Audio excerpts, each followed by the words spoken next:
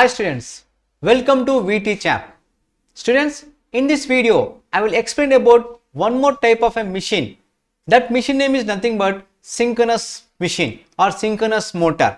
What is meaning of a motor?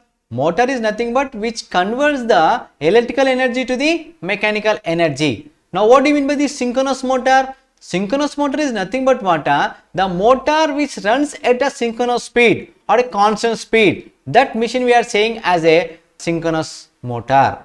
Okay. So at constant speed, in some applications the machines are used for a constant speed. At that time we will use such type of machines, that is synchronous motor. So the motor which runs at a constant speed irrespective of the load, from no load to the full load, it never change. That condition, if it satisfies, that machine we are saying as a synchronous motor. So same synchronous motor, same principle, operation, construction, EMF equation and as well as applications are very important here. Previous videos I explained that for each and every motor or a generator, how many windings are there? There are two windings. What are two windings? It may be a starter or it may be a rotor. It may be a armature winding or it may be a field winding. One winding is rotating and other winding will be stationary. So when it is rotating, what happens here? EMF will be induced, then the work done occur. So when we are discussing about the motor, a special terminology that we have to come across is nothing but what? The torque. Okay students, in motor with a twisting force that you have to discuss about the torque. So when shaft is rotating with respect to some speed, right, work done has been done.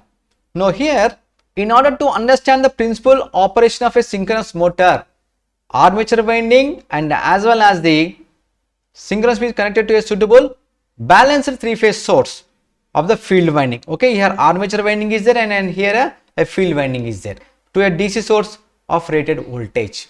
So the synchronous motor or an alternator, synchronous generator, we can say synchronous generator and synchronous motor. So it is not a self-starting. It should start from the external source by taking a source from the DC. The current flowing to the field coils will be set as stationary magnetic field of the poles of north and south. On other hand, three-phase currents flowing in the armature winding produces rotating magnetic field. So stator having the three-phase source and with respect to the rotating magnetic field, so it rotates. The stator has been rotates. But inside what happens? The rotor winding, in the gap between the stator and the rotor, for the rotor we are giving external source of the DC and exciting that one, and when it is excited, what happens? It rotates some speed, right? After getting the rated speed, what it will be disconnected. So here what happens means, assume the stationary rotor is aligned with the north pole in the stator moving in a clockwise direction. Okay, so these two poles get attracted and maintain the alignment. Hence the rotor poles tries to follow the stator pole. So rotor pole and as well as stator pole. So in magnetic field we have poles will be there, north pole and south pole. In between what happens? Attraction will occur. So with respect to attraction, what happens? The rotor may tilt, energized. In the meantime, the stator pole quickly change its polarity and become south pole. So the force of attraction will no longer be present, instead of the pole experience a repulsion. In other words, the conditions are now suitable to producing of torque in anti-clockwise direction. So in motor, this torque is plays a major role. Even this condition will not longer for the stator pole. North pole, south pole, south pole, north pole. So this is the teaser torque, the direction of the stator pole, students. Now what happens? The rotor will experience the alternating force which tries to move in clockwise and anti-clockwise direction twice the frequency of the supply at some intervals. As the duration is quite small compared to the mechanical time constant of the rotor cannot be moved in any direction. The rotor continues to be a stationary. So which is rotating here? Stator is rotating. So stator. This is the second one where the poles has been changed, and this is the direction and this is the stationary rotor poles. Okay, so first figure to the second figure, see how the poles are interchanged. So it is a synchronous speed. And methods of starting the synchronous motor. What are different methods to start a synchronous motor, right? Basically there are three methods to start a synchronous motor. To reduce the speed of the rotating magnetic field, stator to low enough value to the rotor can be easily accelerate and lock that during 1/2 cycle. This is done by the reducing the frequency of the applied electrical power. This method is usually followed in the case of inverter fed synchronous motor.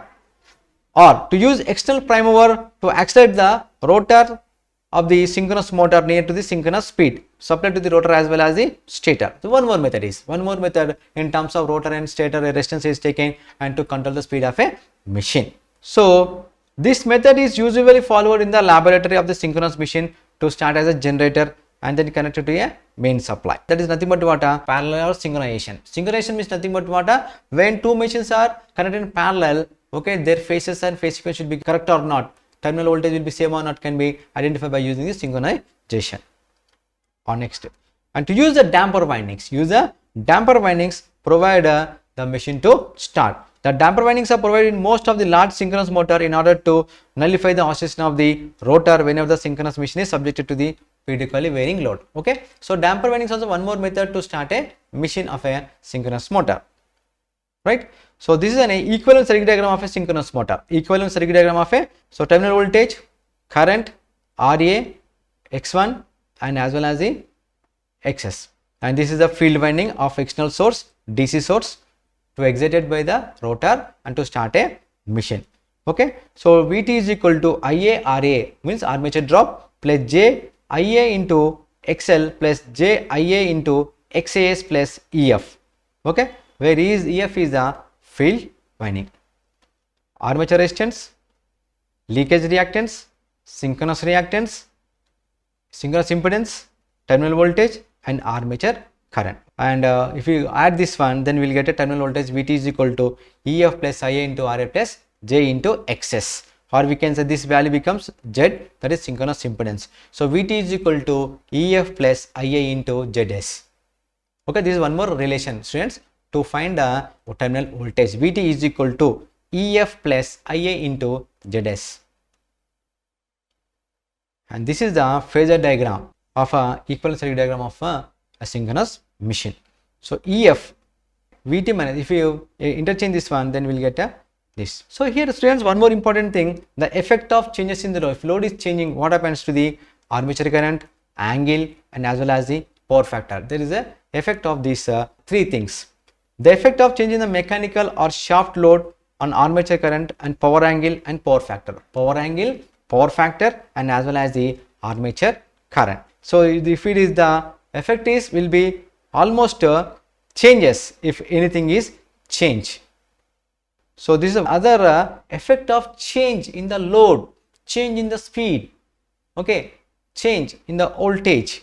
So these are two different effects of the excitation. So this is a basic concept of the synchronous machine, the principle, operation and as well as the equivalent circuit diagram of an synchronous machine.